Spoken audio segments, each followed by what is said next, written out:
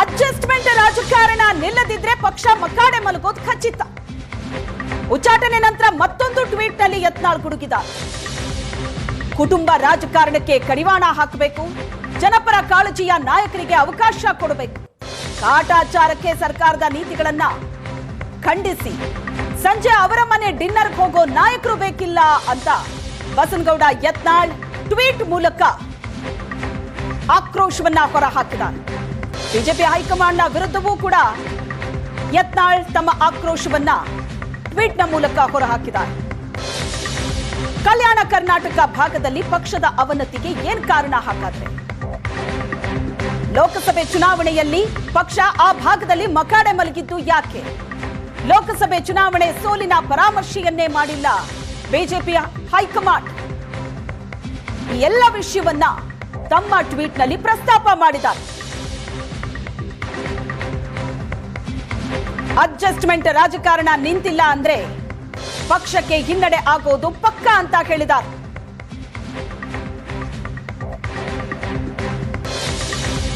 ಉಚ್ಚಾಟನೆಯ ನಂತರ ಟ್ವೀಟ್ನಲ್ಲಿ ಯತ್ನಾಳ್ ಗುಡುಗಿರೋದಿದು.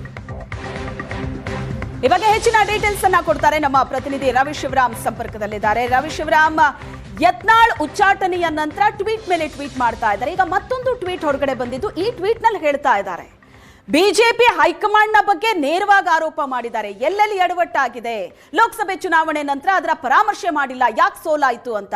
ಉತ್ತರ ಕರ್ನಾಟಕ ಭಾಗದಲ್ಲಿ ಆಗ್ತಾ ಇರುವಂತ ಮಲತಾಯಿ ಧೋರಣೆ, ಯಾಕೆ ಸೋಲಾಯಿತು ಲೋಕಸಭೆ ಚುನಾವಣೆಯಲ್ಲಿ, ಉತ್ತರ ಕರ್ನಾಟಕ ಭಾಗದಲ್ಲಿ ಯಾಕೆ ಹಿನ್ನಡೆ ಆಯಿತು, ಇಂಥ ಹಲವು ವಿಷಯವನ್ನ ಪ್ರಸ್ತಾಪ ಮಾಡಿದ್ದಾರೆ. ಐ ಗೆಸ್ ಯತ್ನಾಳ್ ಅವರ ಈ ಆಕ್ರೋಶ, ಈ ಹೋರಾಟ ನಿಲ್ಲೋ ಲಕ್ಷಣಗಳು ಕಾಣಿಸ್ತಾ ಇಲ್ಲ.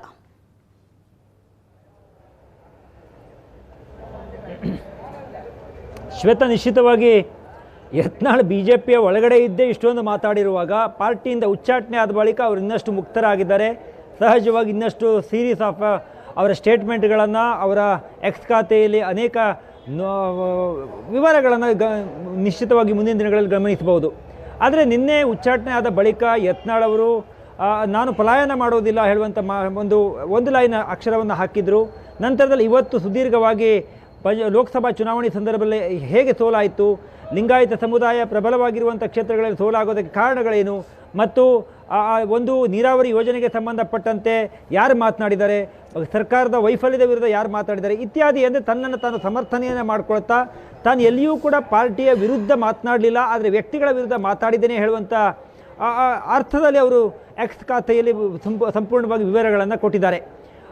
ಶ್ವೇತಾ, ಪ್ರಮುಖವಾಗಿ ಗಮನಿಸಬೇಕಾದ ಅಂಶ, ಈಗ ಯತ್ನಾಳ್ ಅವರು ಏನು ಹೇಳ್ತಾರೆ, ತನ್ನನ್ನು ಹೇಗೆ ಸಮರ್ಥನೆ ಮಾಡ್ಕೊಳ್ತಾರೆ ಅನ್ನೋದಕ್ಕಿಂತ ಮಿಗಿಲಾಗಿ ಯತ್ನಾಳ್ ಅವರ ಪರವಾಗಿ ಅವರ ಎಷ್ಟು ಜನ ಮಾತಾಡ್ತಾರೆ, ಯಾವ್ಯಾವ ನಾಯಕರುಗಳು ಅಭಿಪ್ರಾಯವನ್ನು ಹಂಚಿಕೊಳ್ತಾರೆ ಎನ್ನುವಂಥದ್ದು ಬಹಳ ಕುತೂಹಲಕಾರಿಯಾದ ಬೆಳವಣಿಗೆ. ಗಮನಿಸಬೇಕು, ಬಹಳ ದಿನಗಳ ಹಿಂದೆ ಕೋರ್ ಕಮಿಟಿಯಲ್ಲಿ ಶ್ರೀರಾಮುಲು ಅವರು ಬೇಸರವನ್ನು ಮಾಡಿಕೊಂಡು ಅಗರ್ವಾಲ್ ಅವರ ಜೊತೆ ನೇರ ಜಗಳವನ್ನು ಮಾಡಿಕೊಂಡು ಸಭೆಯಿಂದ ಹೊರಗಡೆ ಬಂದು ಒಂದು ಅರ್ಥದಲ್ಲಿ ದೊಡ್ಡ ಚರ್ಚೆಗೆ ಕಾರಣವೂ ಕೂಡ ಆಯಿತು. ಆದರೆ ನಂತರ ದಿನಗಳಲ್ಲಿ ಸ್ವತಃ JP ನಡ್ಡಾ ಅವರೇ ಶ್ರೀರಾಮುಲು ಅವರಿಗೆ ಕರೆಯನ್ನು ಮಾಡಿ ನೀವು ಸಮಾಧಾನ ಆಗಬೇಕು, ನೀವು ಯಾವುದೇ ಬೇಸರ ಮಾಡ್ಕೊಳ್ಬೇಡಿ ಹೇಳುವಂಥ ಮಾತುಗಳನ್ನ ಹೇಳಿದರು. ಆದರೆ ನಂತರ ದಿನಗಳಲ್ಲಿ ಶ್ರೀರಾಮುಲು ಅವರು ಹೇಳಿದರು, ಯಡಿಯೂರಪ್ಪ ಅವರು ದೊಡ್ಡ ನಾಯಕರು, ವಿಜಯೇಂದ್ರ ಅವರಿಗೆ ಅನುಭವದ ಕೊರತೆ ಇದೆ, ದಯಮಾಡಿ ರಾಜ್ಯಾಧ್ಯಕ್ಷರನ್ನು ಬದಲಾವಣೆ ಮಾಡುವಂಥ ಸಂದರ್ಭಗಳು ಒದಗಿದರೆ ನನಗೊಂದು ಅವಕಾಶವನ್ನು ಕೊಡಿ ಹೇಳುವಂಥ ಮಾತುಗಳನ್ನು ಹೇಳಿ ಒಂದು ಅರ್ಥದಲ್ಲಿ ಪರೋಕ್ಷವಾಗಿ ವಿಜಯೇಂದ್ರ ಅವರ ನಾಯಕತ್ವವನ್ನು ಪ್ರಶ್ನೆ ಮಾಡ್ತಾ ಅವರು ರಾಜ್ಯಾಧ್ಯಕ್ಷರಾಗಿ ಮುಂದುವರಿಬಾರ್ದು ಎನ್ನುವಂಥ ಅರ್ಥದಲ್ಲಿ ಶ್ರೀರಾಮುಲು ಮಾತಾಡಿದರು. ಈಗ ಯತ್ನಾಳ್ ಅವರು ಉಚ್ಚಾಟನೆ ಆಗಿದೆ. ಉಚ್ಚಾಟನೆ ಆದ ಬಳಿಕ ಶ್ರೀರಾಮುಲು ಅವರು ಮಾತಾಡಿದ್ದನ್ನು ಗಮನಿಸಬೇಕು. ಇದು ಬಹಳ ನೋವಿನ ವಿಚಾರ. ಪಂಚಮಸಾಲಿ ಸಮುದಾಯಕ್ಕೆ ಸೇರಿದಂಥ ಯತ್ನಾಳ್ ಅವರ ಹಿಂದೆ ಬಹುದೊಡ್ಡ ವೋಟ್ ಬ್ಯಾಂಕ್ ಇದೆ. ಬಿಜೆಪಿಗೆ ಲಿಂಗಾಯತರೇ ಹೆಚ್ಚಿನ ವೋಟನ್ನು ಯಾವತ್ತೂ ಕೂಡ ಶೇರ್ ಮಾಡ್ತಾ ಬರ್ತಾ ಇದ್ದಾರೆ. ಅದು ನಿಜಲಿಂಗಪ್ಪ ಅವರ ಕಾಲದಿಂದ ವೀರೇಂದ್ರ ಪಾಟೀಲ್ ಅವರಿಂದ ಹಿಡಿದು BS ಯಡಿಯೂರಪ್ಪನ ಅವಧಿಯವರೆಗೂ ಕೂಡ ಲಿಂಗಾಯತರು ಬಿಜೆಪಿ ಜೊತೆ ಬಂದಿದ್ದಾರೆ ಹೇಳುವಂಥ ಮಾತುಗಳನ್ನು ಹೇಳ್ತಾ ಇದನ್ನು ಮರುಪರಿಶೀಲನೆ ಮಾಡಬೇಕು, ಕೇಂದ್ರ ನಾಯಕರುಗಳ ಜೊತೆ ನಾನು ಚರ್ಚೆಯನ್ನು ಮಾಡ್ತೀನಿ, ಅವಕಾಶ ಸಿಕ್ಕರೆ ಹೇಳುವಂಥ ಮಾತುಗಳನ್ನು ಹೇಳ್ತಾ ಇದ್ದಾರೆ. ಹೀಗಾಗಿ ಯತ್ನಾಳ್ ಅವರ ಸಮರ್ಥನೆ ಒಂದು ಕಡೆ ಆದರೆ, ಯತ್ನಾಳ್ ಅವರ ಉಚ್ಚಾಟನೆಯಿಂದ ಉಳಿದ ನಾಯಕರುಗಳು ಯಾವ್ಯಾವ ರೀತಿಯಲ್ಲಿ ಕಮೆಂಟ್ ಮಾಡ್ತಾ ಇದ್ದಾರೆ, ರಿಯಾಕ್ಟ್ ಮಾಡ್ತಾ ಇದ್ದಾರೆ ಅನ್ನೋದ್ರ ಮೇಲೆ ಈ ಒಂದು ಹೀಟಪ್ಪು ಮತ್ತು ಈ ರೀತಿಯ ಬೆಳವಣಿಗೆ ಎಲ್ಲಿಯ ತನಕ ತೆಗೆದುಕೊಂಡು ಹೋಗಬಹುದು, ಹೈಕಮಾಂಡ್ ಯಾವ ನಿರ್ಧಾರವನ್ನು ಮುಂದಿನ ದಿನಗಳಲ್ಲಿ ಕೈಗೊಳ್ಳಬಹುದು ಅನ್ನೋದಕ್ಕೆ ಈಗ ಒಂದು ವಿಚಾರಗಳು ಕಣ್ಮುಂದೆ ಬರ್ತಾ ಇದ್ದಾವೆ. ಬಹುತಃ ಹೈಕಮಾಂಡ್ ಈಗ ಇದನ್ನು ಅಳೆದು ತೂಗಿ ಇನ್ನೊಂದು ಬಣಕ್ಕೂ ಕೂಡ ಒಂದಿಷ್ಟು ಕ್ರಮವನ್ನು ಕೈಗೊಂಡರೂ ಆಶ್ಚರ್ಯ ಇಲ್ಲ. Thank you Ravi Shivaram.